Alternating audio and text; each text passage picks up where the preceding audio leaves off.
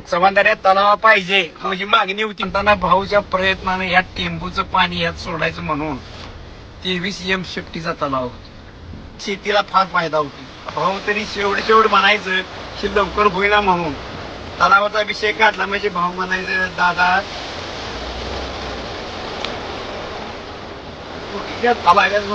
जिवायला लागते. आता तलाव होते पाणी साठणार पाणी बघणार आपण आणणार वर सगळं होणार पण ते करणारा नाही. गावात मोठी मदत कुठली कुणी गेला तर त्याचं काही थटला नाही ना. तिसऱ्या पिढीला अनिल भाऊच्या प्रयत्नानच हा सगळं झालेलं आहे आणि ती पहिल्या पिढीला झालं नाही ते एक चांगलं समजतो आम्ही. कारण का पहिल्या पिढीला झाला असता तर पांडवड क्षेत्रात मी थोडं पाणी मिळालं असतं पण अनिल भाऊने टेंबूचं पाणी जसं या सुखाच्या धरत्याबरोबर मोठं झालं ना. पाणी गावच्या पाण्याचा प्रश्न सगळा संपणार आहे. शेतीच्या पाण्याचा इतका संपणार आहे. सगळं श्रेय अनिल भाऊ